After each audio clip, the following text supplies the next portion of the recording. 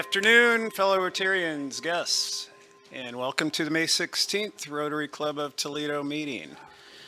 Thanks for all of you coming. Looks like we got a good crowd filling up the tables. Hope it stays that way. You notice that bell? Who was here last week? You notice how well Heather was ringing that thing? Maybe she'd be a good president. We'll keep that in mind. She's got the bell ringing down. If you got cell phones, please turn them off, turn them on silent. That would be helpful. And next I would like to invite Board Member Donna Bogan up to deliver a reflection and Phil Marissy to start us on the pledge.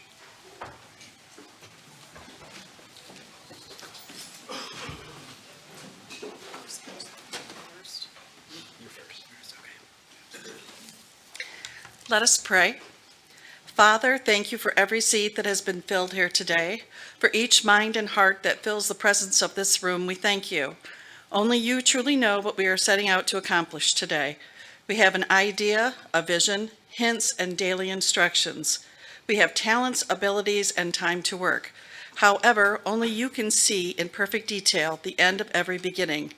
Every project, every season, every life. Nothing is ever in vain, for even mistakes and missteps are used for good. As we go through the coming days and weeks, let us continue to pray for a resolution to the conflict in the world that we have at this time. Amen. I pledge allegiance to the flag of the United States of America and to the republic for which it stands, one nation, under God, indivisible, with liberty and justice for all. Thank you, sir. Thanks, Donna. Thanks, Phil. Appreciate it. Also, I'd like to thank our monthly sponsor, DMC Technology Group, and Rotarian Secretary Treasurer of our club, Pat Sheehan, who is away on business, so I don't get to make him stand up. If we have any visitors or guests, would you please come up to the floor mic and get introduced? Thank you.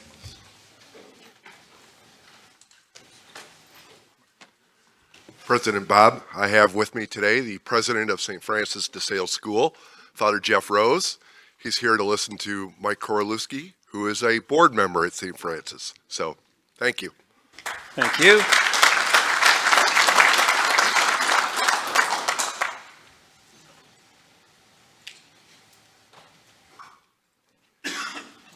All right, that's all.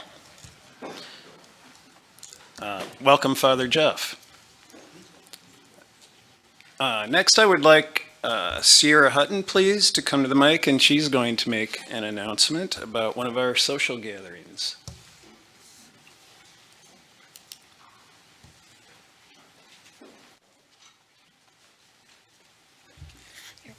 Hello, everybody. Happy Monday. So we're getting so excited because next Friday is our party at the park. So if you have not done so already, tickets are going quickly. So please talk to Jackie today. Buy your tickets. You can bring your guests, so bring your family along. Your ticket includes both your game ticket and your food for the evening, and there will be a cash bar. So yes, it's a Friday night. We will have some nice drinks, some good food, and obviously the best company. So I will see you there next Friday night. Make sure you get your tickets. Don't miss out. Let's go have some Rotary fun. See you next Friday.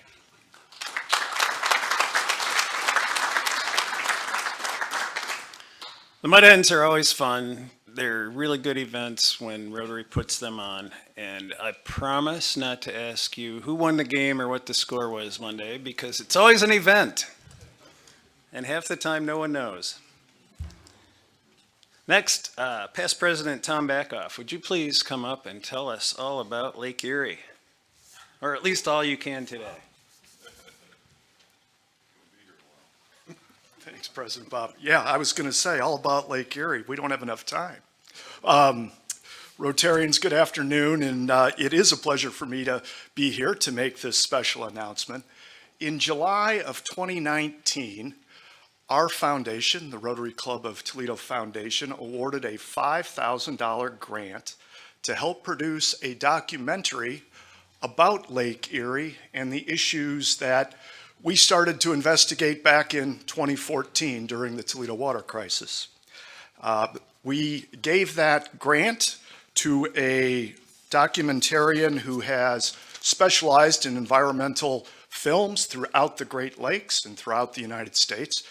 David Ruck, as he met with us in our water committee, came to learn that the circumstances here around Lake Erie were very complex, very complicated, and the solutions were not going to be simple. And as we introduced David to various organizations in Northwest Ohio and around the state, he began to learn more and more.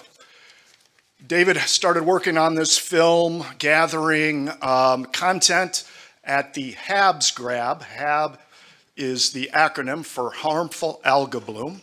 There's an event each year that occurs out in Lake Erie where universities from the United States and Canada go to the bloom at its worst point or its largest point and take samples. And the majority of the documentary at that time was thought to revolve around that until David started to learn more and more. And we introduced him to more and more people, and we got him involved with several organizations. That film, all of that content has finally come to fruition.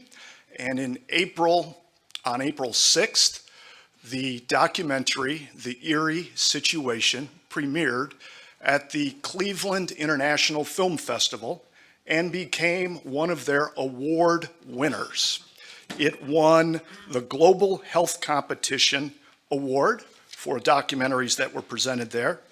The film has gone on to be shown in Columbus, Detroit, Ann Arbor, soon to be Chicago, and soon to be right here in Maumee at the Maumee Indoor Theater on June the 12th. So today we're going to show you a bit of the trailer of The Erie Situation. So if we want to start the trailer, please.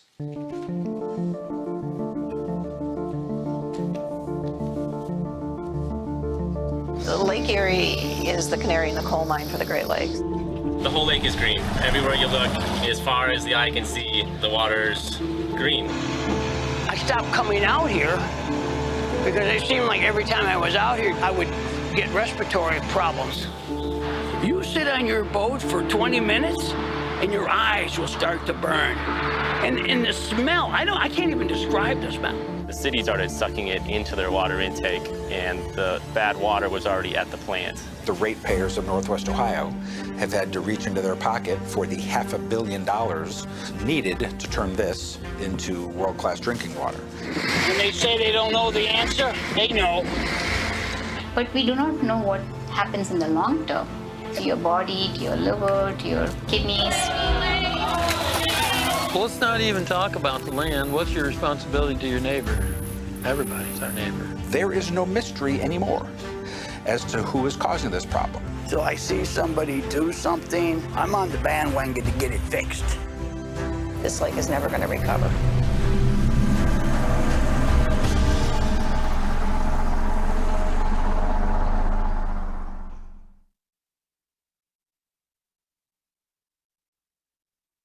This film is coming up in June. It is Sunday, June the 12th, where will be screened to the public for the first time at the Maumee Indoor Theater in the Spoke. There has been for several weeks a link that you can click on to make your reservation. There is no charge. Seating is limited, however. Obviously, the Maumee Indoor Theater has so many seats. And we're inviting you to come at 4:30. The documentary will be shown at 5:30. The documentary is 73 minutes long. There is no cost, but they do ask you to make a donation.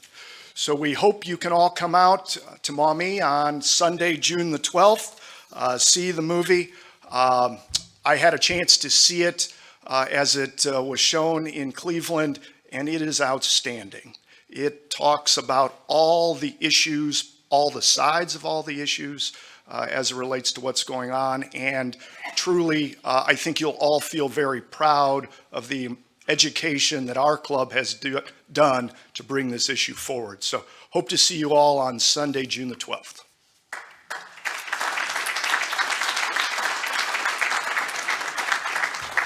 Thank you, Past President Tom. It's really a cause that we can fix. I think we have a lot of good ideas in the world and in Ohio and around the Great Lakes as to how to do that. We just have to follow through. We probably all remember where we were when we heard that. I think it was it in 2014 maybe when that happened? I happened to be out of state. My kids were home. They're terrorized, calling me, "Dad, what do we do?" So we don't want that to happen again. Next, I would like Disability Chair Roy Cherry, please, to come on up and give us an update.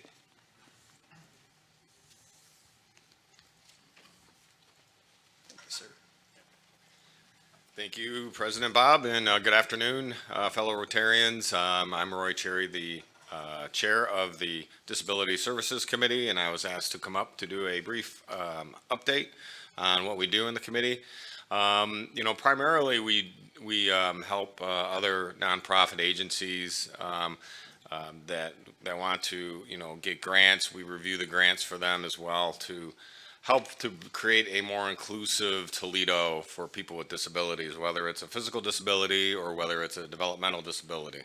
In addition to that, we have a great relationship with the Glendale Fieldbach School, which is a school for individuals with disabilities. And over the past years, and many of you probably have volunteered for our events that we do with them. We've done Zoo Day in the past, and just most recently we were out at Camp Miaconda and did a camp day out there, which was a really good time. And special thanks to Joe Sweeney and St. Francis, and their boys came out and helped us with that.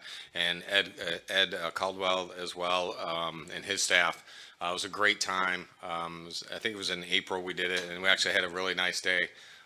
So we had a lot of activities for them. So we try to do that and really give back to the community in that way and help, make Toledo a more inclusive town for people with disabilities.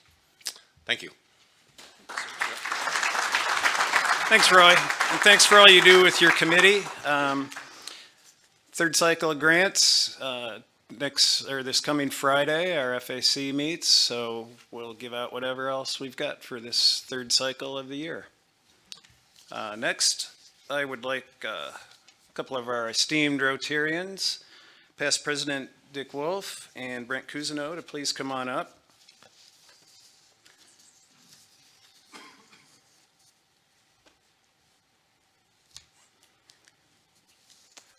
One of the honors I have as president of our club is to present Paul Harris Fellowship Awards and recognize people who share a purpose in the causes of the Rotary Foundation. A Paul Harris Fellow is given in recognition of a $1,000 donation in honor of Paul Harris. And it was he's the one that founded Rotary in 1905, but the Paul Harris honor was introduced in 1957 in his honor. We would like to recognize not only one, but two members this time who have made these $1,000 donations. Brent Cousineau, this is at least his fourth, and Dick Wolf, I think it's at least his sixth. So if we could all give them a round of applause. Thank you so much. I'll let you figure it out. That's great. Thank you, Bob. Thank you. Thank you for supporting RI so much. Next, remember, I do want you all to remember that it is your obligation as a Toledo Rotarian to support our foundations, not just RI, but also district and especially our club foundation. So remember, as a member, we expect at least some support. A little bit, a lot, it's always helpful. Remember, the Mesa Bike Ride is coming up through Toledo, and we are sponsoring Monday, June 20th, and it's real easy. Well, I would like to say it's real easy to register. It's real easy to get the registration form at rotarymesa.org. They want you to send it in, but I have a secret email, so I'm going to get that published in Spoke next week, so we will make it a lot easier. Next, we're going to move right along to our speaker. If Bob Savage would please come up and introduce our speaker, Mike Koralewski. Thank you, sir. Sure, President Bob, glad to do that. Jackie sent me a long bio with many of Mike's accomplishments on it. And if it's okay with Mike, I'm not going to read the whole thing, and I'll save all of you much more interesting talk and hearing Mike talk about First Solar and what he does there, as opposed to me talk about Mike. But Mike, as many of us are, but certainly not everybody in the room, is a native of Toledo. He is now VP, I might have this slightly wrong, of First Solar's global engineering and operations production, and has overseen the facility here in Perrysburg since near to, I don't know about its inception, but close, for a long time at this point. And Mike is just one example here of a brain drain not happening in Toledo. Smart guy, grew up here in North Toledo, and came back here after school. And I think, as many of us hope to consider ourselves in the same club, another example of good homegrown talent here. But First Solar is, as I think many or most of you know, is the United States' largest solar production company. It is also North America's largest solar production company. And that's as of today, without their expansion. They are currently building plant number 3. Plant number 3 will be 2 million square feet adjacent to plant number 2 in the facility. And 15 years ago, there were a lot of solar companies trying to expand in the United States. Not that many of them are still around. First Solar has been a global leader in this marketplace, and all of their production is not here, but there is significant production right here in Toledo. And Mike will tell you all about the expansion. It's an exciting story, and it's great to see them continuing to flourish. Mike, and Mike does reside here, and just a little bit of shout out to him. Mike and his wife have 2 great kids, one of whom just graduated from Duquesne this past weekend, I believe with a double major, and a son down in Ohio Northern. So, Mike Koralewski.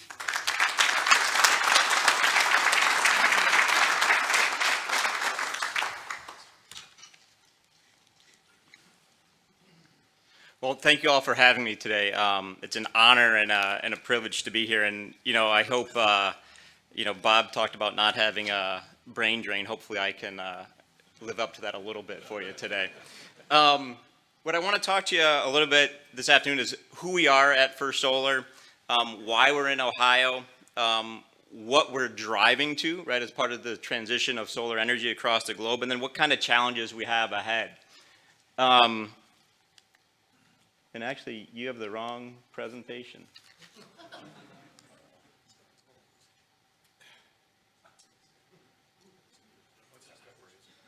This could make it really interesting.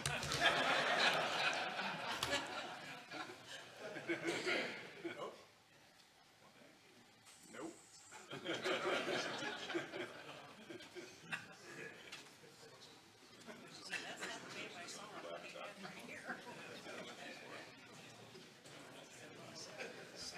So in the meantime, I'm going to sing and dance for a while, practice ringing the bell.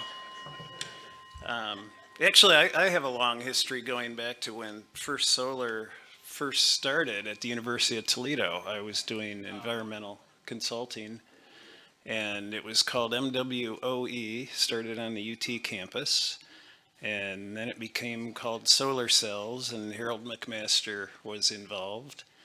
And so that's all I've got. You know what? I can,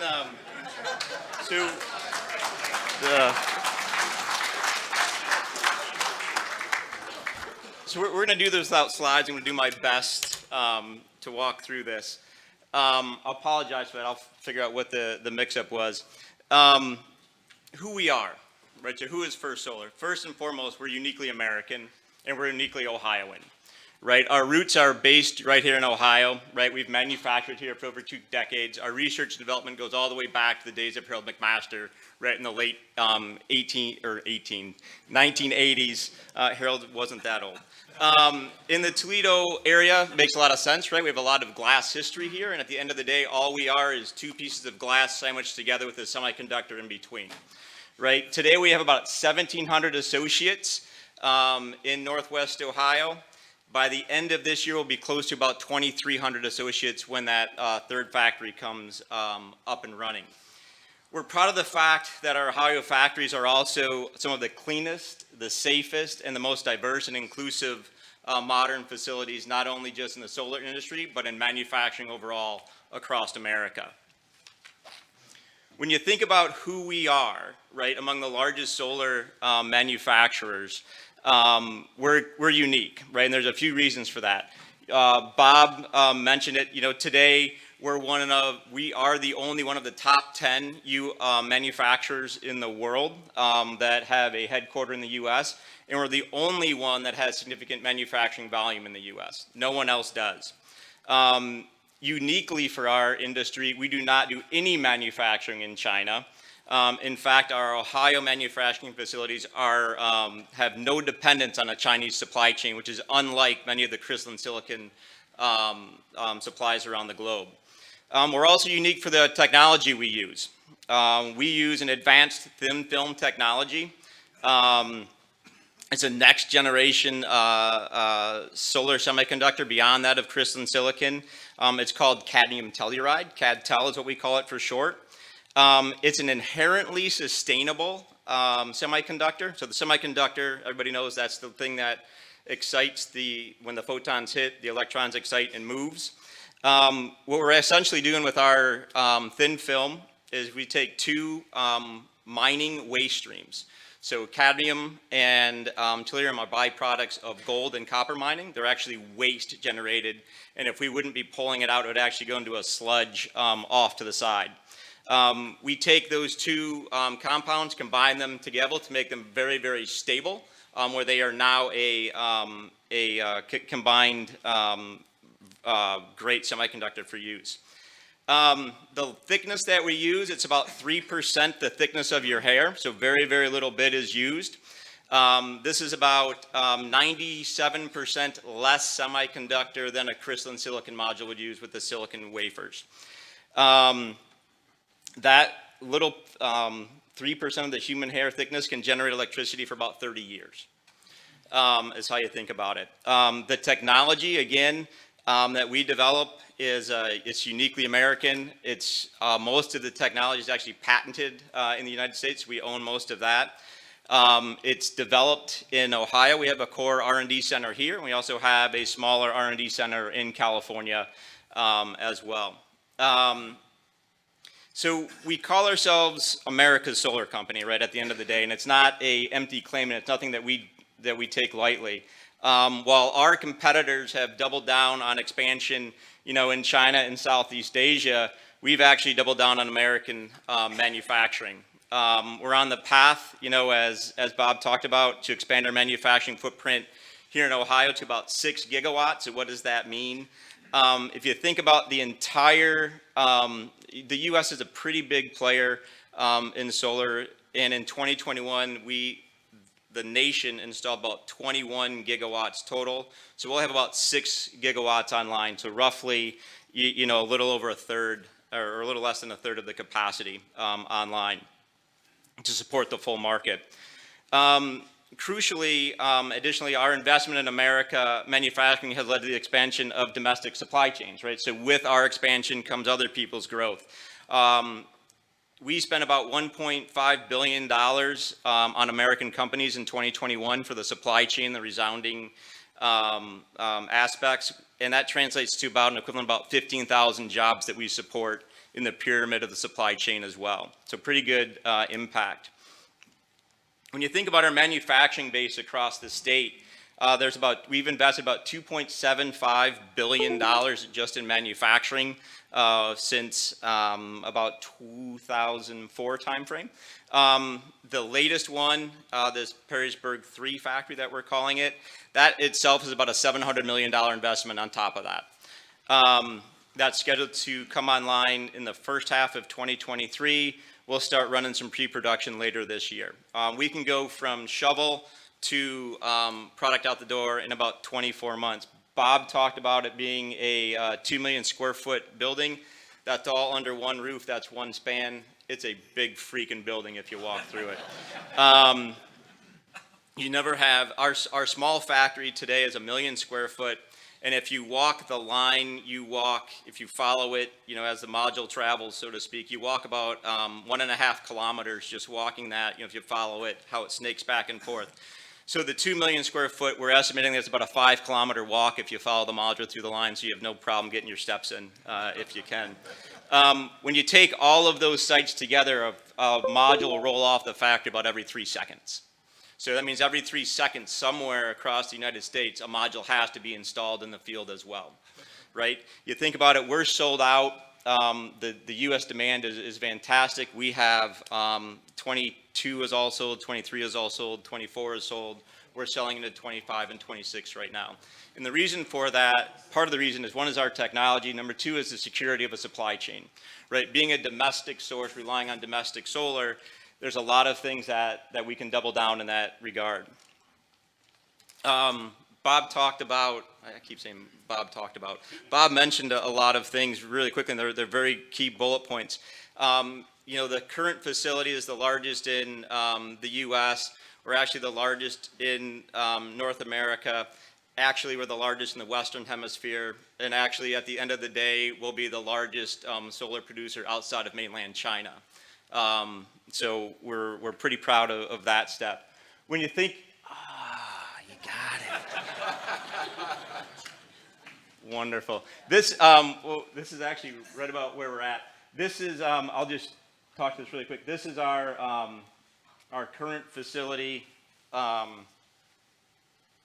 We call that Perrysburg 2. That's a 1 million square foot building. This is the new factory that's being built as we speak. If you ever drive down Tracy Road area, it doesn't stop. It's amazing how big that is. That'll house about 500 associates at the end of the day, and also about another 200 degreed engineers, physicists, biologists, chemists, and things like that as well. We're pretty proud of that. We also understand that being a solar energy company, we have some responsibility, right? Towards our planet, our communities, and our customers, right? We can't make empty promises. This responsibility is really what drives our sense of purpose, right at the end of the day. The why that inspires every one of our thousands of associates across the world, who've committed themselves, to our mission, our journey to lead the world's sustainable energy future, right?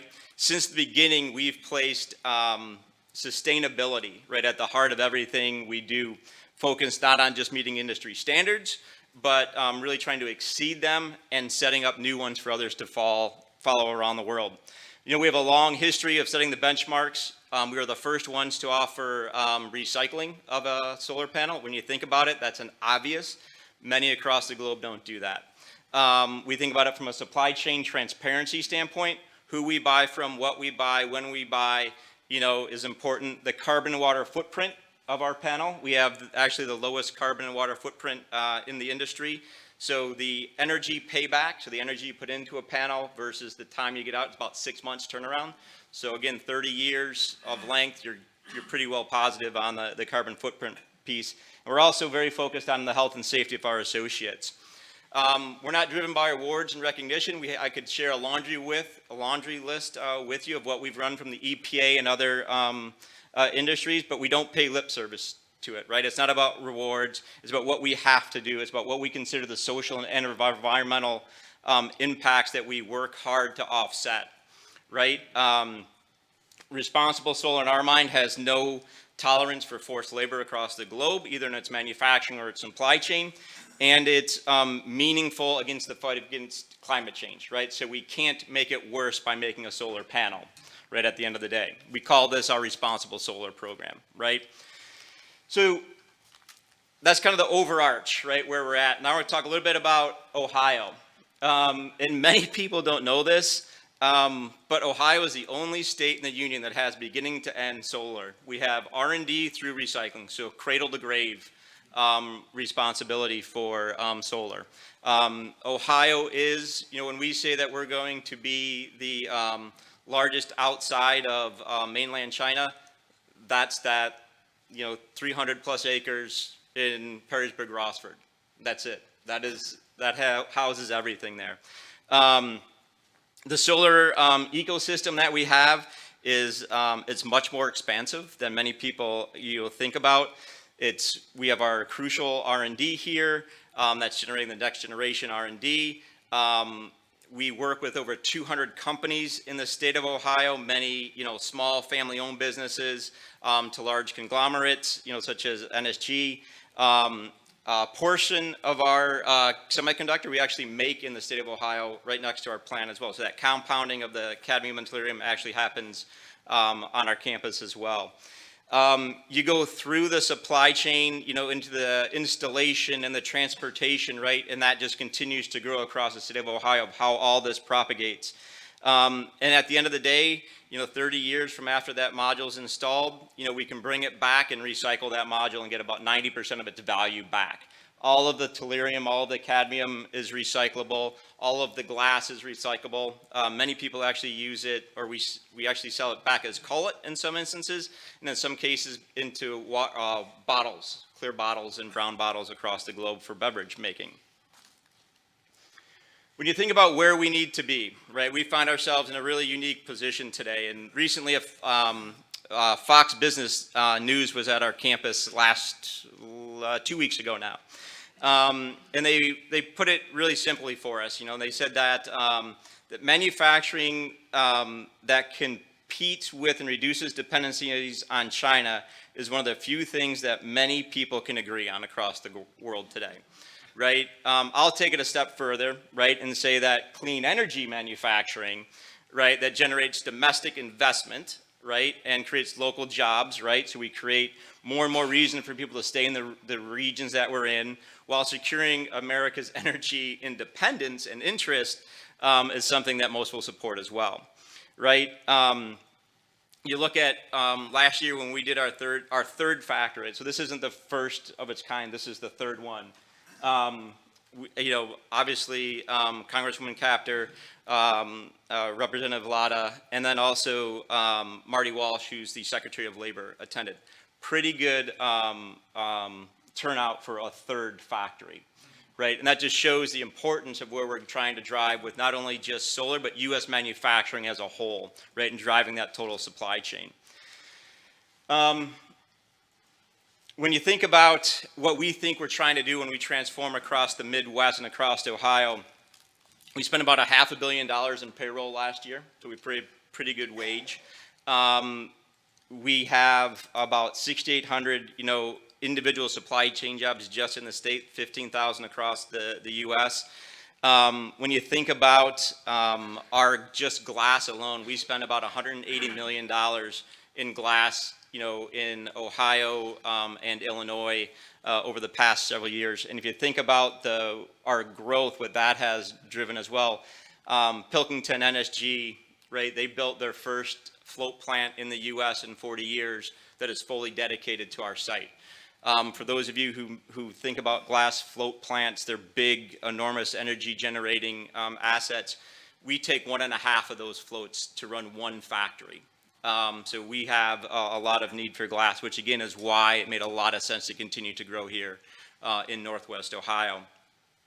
So not only NSG, but ICE Industries, which is one of the local firms which does a lot of steel production. They're actually going to build a new facility outside of Bowling Green, about 120 headcount, to drive the frames, the rail backing for our new product. So, as we grow, so does the region and so does the supply chain.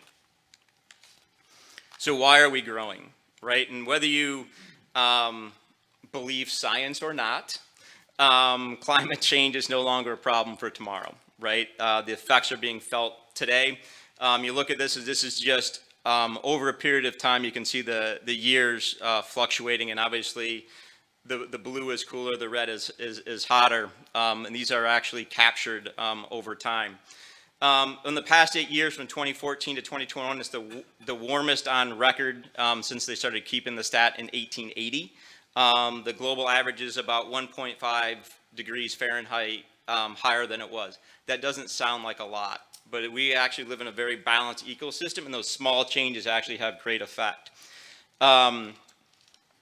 When you think about what comes with that climate change, which comes with that change, it's disasters, right? And the monsoons in Florida, or in India, which claimed over 1,200 lives, historic heat waves that drove about 1,000 deaths across North America late last year, heavy floods in Europe and China. These 5, events and a host of others actually led to about $20 billion worth of damages across the globe. And when you add it up all over, it's about $145 billion of infrastructure that was ruined through these events, making it 2021 is actually the worst of natural catastrophes around. To us, it's really simple. We look at decarbonization, right? The carbon footprint. How do we reduce that? How do we improve that? Despite what many believe, solar energy is pretty inexpensive at the end of the day. It's a new picture than it was, 15, 20 years ago. It's now cheaper to build new solar power plants than any other type of conventional energy generation. And in most parts of the U.S., that's even on an subsidized basis. So apples to apples, levelized cost of energy, it is low. It's no longer a new or alternative. It is a base load application in many states across the U.S. and in many countries. It's renewable, it's reliable, it delivers clean energy, and it's sustainable, and it actually can help stabilize the grid when it's put in place properly. And the reality is that we're on a new edge of electrification, right? When you think about all these electric cars and vehicles and all the talk on that, it kind of defeats the purpose if the power for that vehicle is being from a coal powered fuel source, right? So renewable is the way to go to make these actually that circular economy work. It's not unrealistic to think that in the not too distant future that solar will actually produce the next generation of energy. So today solar is a core energy source. In the future, hydrogen, ammonia are probably the gases that power us in the future. Solar actually will drive those power plants in the future. So when you hear green hydrogen, green ammonia, those are operations that create hydrogen or ammonia but are driven by solar energy as a source of power to drive their factories. So that's a lot that we'll be working on over the next several years. And who buys it, right? So we are not a residential player, right? We, not that there's not a place for residential market in the world. We believe that going big utility scale, being a power plant, is actually more effective, more cost effective, more energy efficient, and helps stabilize the grid in a much better way than multiple houses across the U.S. So who buys it? iChart, at the end of the day, it's the Amazon, it's the Microsoft, it's the Facebooks. We power multiple Facebook data centers. We power multiple, we actually power the Microsoft headquarters out in California. So, these are the people that are buying it on a large scale, along with your power producers, right? The Duke Energies, the Tennessee Valley Authority, Florida Power Light, right? All of those companies are who we deal with on an ongoing basis. So it's not just the power producers, the power providers, but also the corporates. So what are our risks, right? So you think about moving forward, right? So we've got a pretty good track record of being successful, but what we need to continue to do is figure out how we continue to be successful, right? 8 of the world's 10 largest manufacturers of solar are headquartered in China. It is what it is, right? 90% of global crystalline silicon resides in the country of China, which means that you're reliant upon a single stream, right? And what we want to do is make diversification of product as much as possible. We want to make sure that we are fair and competitive, right? We want to make sure that the dominance that is created by having an inherent ownership of a supply chain doesn't lead to unfair labor practices, pricing structures, or things like that. So that's a big piece that we're working on right now. It can't be translated into significant impacts on the supply chain. You look at what happened over the course of the pandemic and all the logistics issues over the past year and a half, that stifled a lot of the growth in polysilicon. In our opinion, what we look at is it's strategic, looking at where your customers are going to be and how you site your manufacturing sites in the future, right? So that's why we're building in the U.S. It's our biggest market. That's where we need to continue to grow. And with that, we'll continue to grow the energy security of the U.S. And the supply chain will come with it. You know, it's a lonely road for us. You know, you talk about who's left in American solar. There's not many. There's some small pieces, parts around. If you took every other solar manufacturer in the U.S. and you took our original Perrysburg factory that we started in 2005, they're about the equivalent. It's a small piece of what's left out there. And many that are coming are just very small pieces of assembly, which are really just small putting pieces together. There's really not a technology with it. It's literally there just to get around anti-circumvention tariffs and things like that on an ongoing basis. Some of the things that we look at, right? The U.S. as a whole, you know, we don't have a long-term vision, right, for solar or anything like that. We need to work on that a bit. We need to look at the industrialization, you know, how we need to grow these industries over the course of time. If you look about the decimated, you know, industry from 1995-ish to 2011, you know, there are a whole bunch of solar startups, a lot of government money spent, a lot of it not well, a lot of not due diligence in those things. So we have to figure out how to balance those types of things to move forward. You know, you look at some of the legislation that's been looked at, you know, whether it's the Solar Energy Manufacturing American Act or just domestic manufacturing, those are pieces that we need to look at. And even in the state of Ohio, we have to look at the permitting and things like that. So those are kind of the things that we look at in the future. We do think that American manufacturing can lead, you know, not only the U.S. but the globe as well. And we remain forever optimistic on that moving forward. With that, can I open it up for? Yeah, we got room 5 minutes or so. For questions or so?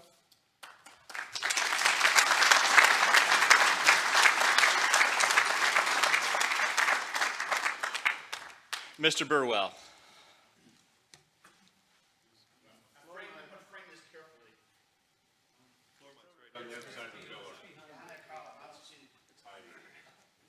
I'm going to frame this carefully, Mike, because I know you're not going to bash this state. It is very interesting that once the plant comes online and supply chain there that we have in Ohio, First Solar will employ more and supply chain will be bigger than coal. But our state doesn't get it. I mean, we're still down in Columbus protecting coal, and for those who don't know, First Solar was gracious enough to give us, donate panels, and we just sold SREX. We sold them in New York because we got, and this is credits for solar, we got more money from New York than we did in the state of Ohio. And I'm just thinking, here we are, the largest employer of solar in the nation, and we can't get our state's head wrapped around that. Comment on that without bashing the state. I think there's always room for improvement. You know, it's a tough road, and so by no means do I think solar is the end-all be-all of all of our energy crisis, you know, issues. I think there's a balance that we have to get to. You know, I think what we have to look at is how are all of the sources of energy and manufacturing treated equally on a level playing field. And if we can get to that, we can win. And yes, there's some issues on permitting and all of these parts that we have to work through, specifically in the state of Ohio. What's interesting is that I will say that in the past 4 weeks, I have had no less than 5 governor wannabes, congressman wannabes, or senator wannabes come and ask to shoot a commercial inside of our factory, right? You hope that when those things happen, you know, the talk with the politicians is where we spend a lot of time right now. I mean, it's the reality of the situation. I'm curious why your buildings, your roofs aren't solar paneled. So great question. Two reasons. One is actually the Perrysburg 1 site, the original site on Cedar Park Boulevard actually does have a rooftop array on it. It's got about 2.2 megawatts on its rooftop. The new facilities do not, and there's multiple reasons for that. One is that the amount of space that we actually have once we put all the air handling units on top doesn't make sense. We also have land behind it to do that. We need about 250 megawatts to do that. And we're actually trying to work with some of our customers in Northwest Ohio to build a site large enough to do that. The other reason is there's cost and timing. When we want to build a factory up and get it running as fast as possible, produce the panels, there's a cost and timing aspect of what it takes to support, you know, all of that weight on a rooftop. We believe that a free field is probably the better way to go with that. And, you know, the final reason is I'm sold out. I can't even put them on a roof if I wanted to. Hi, I have two questions. One question is, I have been publishing for the drive of development of the research and development capabilities of our universities in the region. One of the technical things that I think is important is that industry really push the departments of physics and chemistry and engineering and all that stuff at Bowling Green and at the University of Toledo to get their act together and really start producing graduate students who have degrees in the advanced physical and particularly photochemical sciences, so that they can help industries like your own and First Form Labs, which is right up the street from you guys. I'd like to see 795 named Photo Avenue, but I haven't been able to get it to that point. So that's one comment. What are you doing to drive the universities to really support you in this region? So we actually have a really good relationship with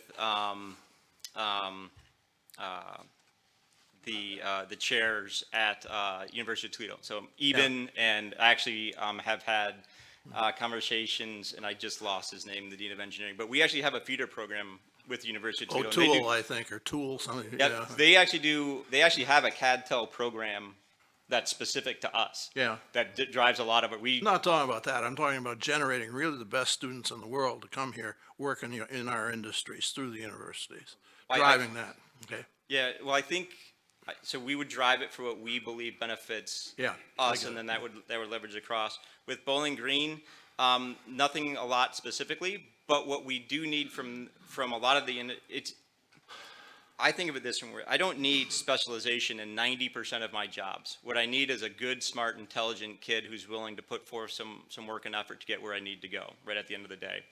And as long as the supply chain jobs, the business roles, you know, and things like that, the colleges are giving good foundational training to those kids, they're fine. Half of my supply chain group is Bowling Green supply chain. Have you finally photo-reduced nitrogen to ammonia? Did I hear that? Are we doing that? Has anybody done it? I think right now the hydrogen aspect is better than ammonia. I think ammonia is a few. Spent years with Harold McMaster trying to make that happen. Thank you. All right. Thank you. Thank you so much. What a great presentation. Thank you. Sorry about that. No, that was our fault. Hang for 1 second. Sorry to Mike about our snafu that was on me. You know, but that's all right. We got through it. Mike, thank you for coming as in appreciation. I'd like to give you a book, Historical Tales of Toledo. Thank you. Since you're from Toledo, you might be interested, and you'll probably learn a few things. And also, we'd like to make a donation to the Polio Plus Fund in your name. Thank you very much. So thanks again. Really appreciate it. Thank you, Bob.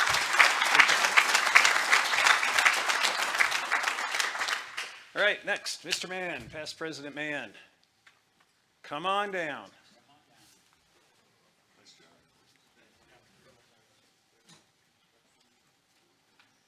It's the end of birding week in Ohio. I believe it ended yesterday. There was a fisherman who went fishing in northern Lake Erie when his boat sank. He was lucky enough to make it to a small remote island where he had to survive on what he could find. Several days later, when the Coast Guard eventually found him, the team leader noticed there was a fire pit with Kirtland's warbler feathers all around. He went over to the fisherman and said, "You know, it's illegal to kill a Kirtland's warbler. I'm afraid I'm going to have to arrest you."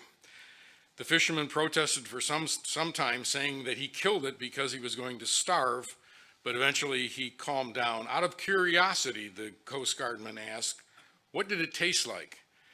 The fisherman replied, "Well, it was kind of a mix between a snowy owl and a bald eagle." You never lose a homing pigeon. If your homing pigeon doesn't come back, what you've lost is a pigeon. Thank you, Chuck.